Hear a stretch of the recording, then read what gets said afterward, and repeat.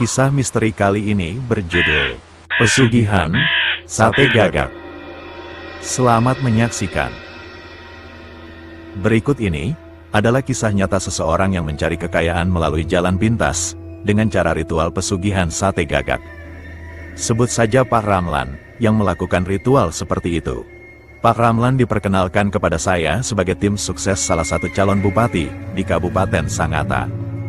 Kami bertemu kemarin di tempat saya menginap, yakni sekitar Jalan Diponegoro, Kota Sangatta, Kalimantan Timur.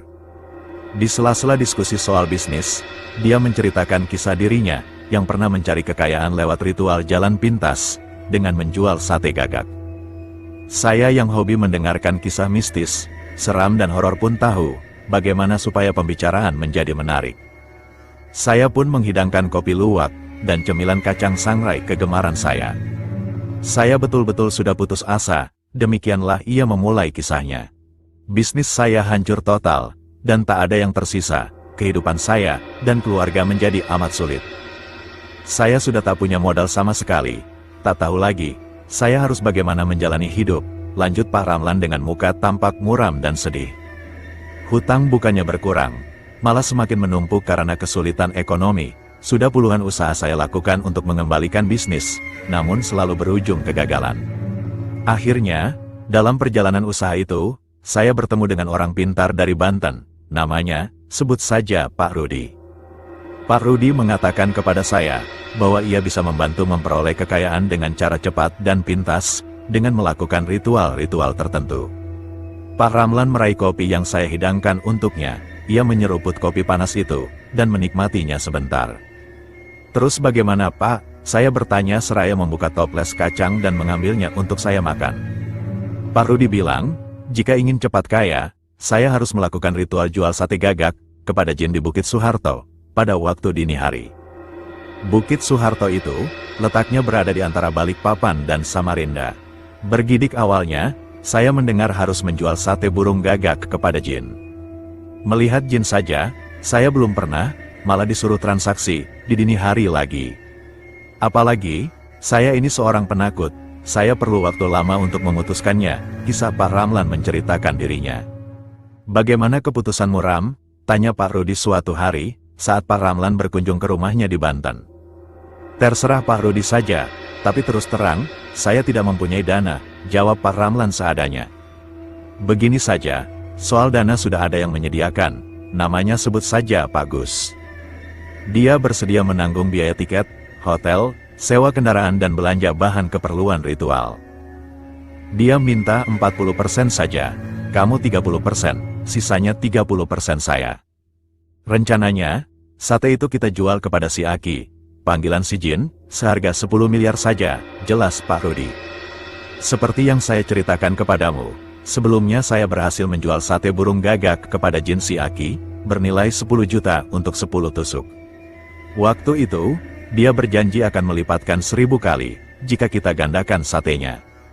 Sebelum pergi waktu itu, Jin si Aki bilang mau beli lagi, dengan harga 10 miliar, jelas Pak Rudi meyakinkan Pak Ramlan.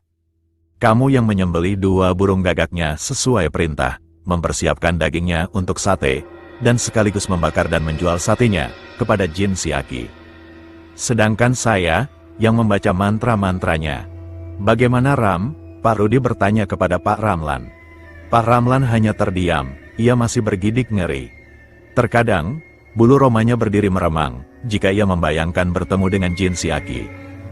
Namun kebutuhan ekonomi terus menggerogoti dan mencekiknya, membuat ia harus mengiyakan tawaran melakukan ritual aneh itu. Iya Pak Rudi. Pak Rudi tersenyum gembira, mendengar jawaban Pak Ramlan. Jika sudah setuju, kita segera bersiap-siap, kata Pak Rudi kepada Pak Ramlan. Pak Ramlan memeriksa sekali lagi, perlengkapan untuk ritual jualan sate burung gagak malam nanti. Kantung terigu putih kumal 10 buah, tikar, golok, kipas, arang 2 tas plastik, tusuk sate 20 biji, pemanggang sate, kecap, 2 ekor burung gagak hidup yang gemuk, pisau sembelih dan termos besar berisi air mendidih, lengkap sudah, gumam Pak Ramlan. Perlengkapan ritual lainnya, disediakan oleh Pak Rudi. Mantapkan tekadmu, hilangkan rasa takutmu, nasihat Pak Rudi memotivasi Pak Ramlan. Kami berempat sampai di Bukit Soeharto pukul 11 malam. Sopir mobil sewaan memarkir di pinggir jalan menuju jalan kecil di sebelah kiri jalan.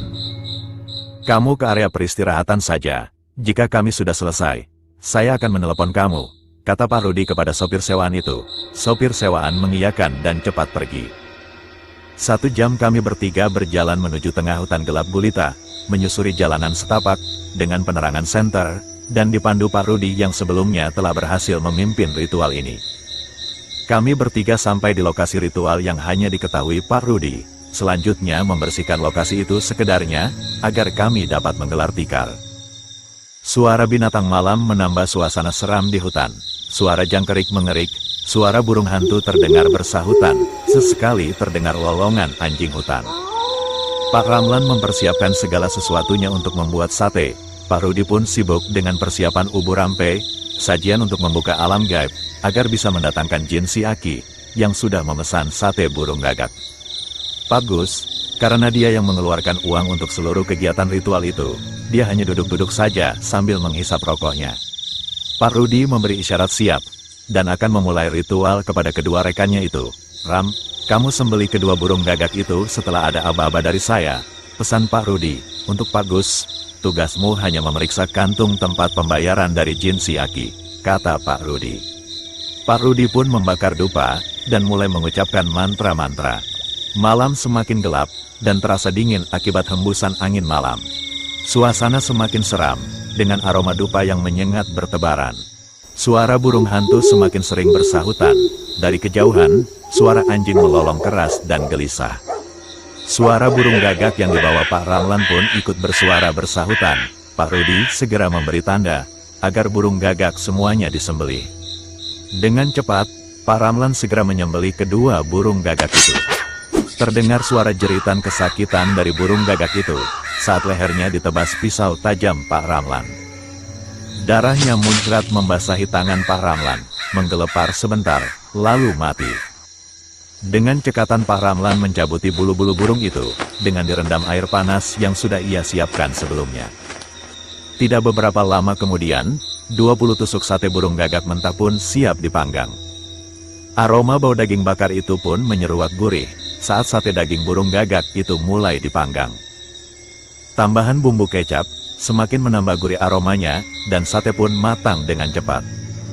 Selanjutnya Pak Ramlan menawarkan sate burung gagak yang sudah matang tersebut, dengan suara rendah. Sate gagak, pesananmu sudah matang Aki. Bawakan uang pembayarannya. Demikian Pak Ramlan menawarkannya. Pak Rudi semakin mempercepat bacaan mantra-mantranya, suaranya terdengar kadang naik, kadang turun, seperti dengungan, keringat dari dahi dan lehernya tampak menetes, konsentrasi Pak Rudi pun semakin meninggi. Angin malam bertambah kencang, suara derak ranting-ranting pohon bergesekan terdengar keras. Suara burung hantu pun semakin ramai bersahutan, seolah memberitahu akan ada makhluk yang akan datang. Tidak beberapa lama, suasana bertambah semakin dingin, angin berhembus sangat kencang di lokasi itu. Tiba-tiba, bayangan hitam berkelebat disertai lolongan gerombolan serigala-serigala yang memancarkan sinar mata buas kelaparan. Serigala-serigala itu mengerang keras di depan Pak Rudi. Pak Rudi tidak bergeming sedikit pun. Ia tidak terpengaruh. Pak Gus pun tampak tenang, karena ia sejak awal sudah memejamkan matanya menggunakan penutup mata. Namun hal sebaliknya terjadi pada Pak Ramlan. Begitu melihat belasan serigala buas yang seolah kelaparan, dan ingin memangsanya mengelilingi lokasi ritual itu, Pak Ramlan takutnya bukan alang kepalang. Dia tidak siap dan sangat takut sekali. Pikirannya mengutuk Pak Rudi, kenapa sebelumnya ia tidak bercerita bahwa akan ada segerombolan serigala akan muncul. Dengan tidak sadar, dia mengucapkan ayat-ayat suci Al-Quran, yang pernah dia pelajari sewaktu mengaji dahulu. Dengan spontan, dia pun membaca ayat-ayat kursi, yang kakeknya pernah mengajarkan untuk dibaca jikalau ada makhluk jadi-jadian muncul. Namun suara Pak Ramlan terasa tersekat di tenggorokan saja, dia tidak sanggup untuk mengeluarkan suaranya, sehingga ayat yata itu pun hanya diucapkan di dalam hati.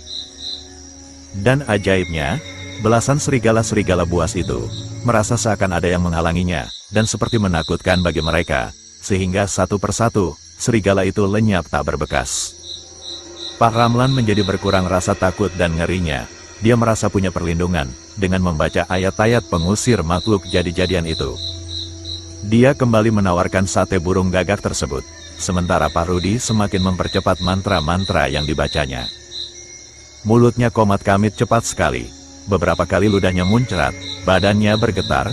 Ia berusaha memanggil Jin Aki agar segera datang mengambil pesanan sate yang dipesannya sebulan yang lalu. Namun, bersamaan dengan lenyapnya belasan serigala itu, bayangan hitam tinggi besar juga turut lenyap, tak berbekas. Keduanya mungkin terasa terbakar dengan bacaan ayat-ayat kursi yang diucapkan dalam hati oleh Pak Ramlan. 1 jam berlalu, 2 jam terlewati, 3 jam sudah. Pak Ramlan tetap terus menawarkan sate burung gagak tanpa berhenti. Sedangkan Pak Rudi terus membaca mantra-mantra yang dikuasainya tiada henti, hingga timbul butiran keringat yang keluar laksana butiran jagung. Sementara itu, Pak Gus tetap tenang duduk di belakang Pak Rudi, sambil kedua tangannya memegang kantung terigu putih kumal, seolah siap kapan saja menerima pembayaran sate burung gagak pesanan Jin Aki.